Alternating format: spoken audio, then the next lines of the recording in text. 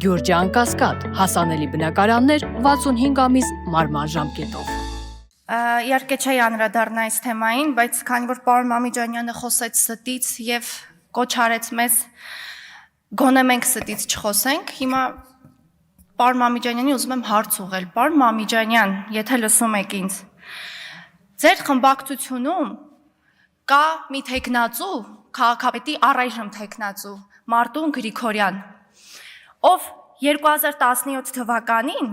իդեպ իր ստերի քանակը հասարակածը հատել է վաղուց։ 2017 թվականին հետևյալ խոսքերն է ասել, մեջբերեմ. Պարզից էլ պարզ է, որ չեմ կարող լինել մի թիմում, որտեղ կա Գյումրու նախկին քաղաքապետը, նկատի ունենալով Վարդան Ղուկասյանին։ Հասկանալի է, որ մենք չենք կարող անցնել ճանապարհ մի թիմի հետ, որի մաս կազմելով 2009-2012 թվականներին իմ պարտքն եմ համարել պայքարել Գյումրիում ամենաթողության, կեղծ բարեպաշտության, կամայականությունների, եթե իմ ձեռքի տակ չես, իմ դեմ ես կործանարար սկզբունքի, թայֆաբազարության, անկառավարելի ամբոխի, մեկ դերասանի թատրոնի եւ այլ հանդուրժելի երևույթների դեմ։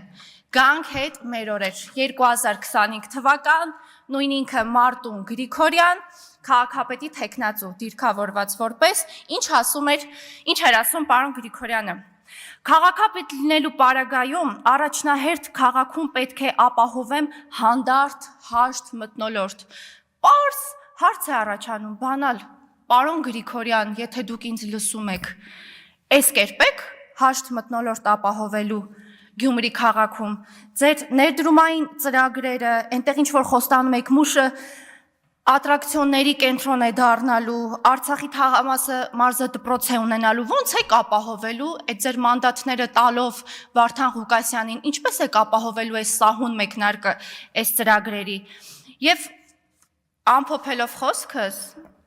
ուզում եմ ասել, որ ստերից գոնե դուք մի խոսացեք, պատիվ ունեմ խմբակցության հարգարժան պատգամավորներ, քանի որ Գյումրի քաղաքում քաղաքապետի թեկնածու քաղաքացիական պայմանագիր կուսակցության կողմից առաջադրված Սարիկ Մինասյանը 17,000 եւ ավել քվեները, որոնք ստացավ, այդ քվեների տերն է, ծառայեցնելու է իշա գյումրեցու եւ այն բոլոր նպատակները, որոնք սևով թղթի վրա արտացոլվում են, առնվազն թեկուզ եւ դժվարությամբ փորձելու են կյանքի կոչել։ Շնորհակալ եմ։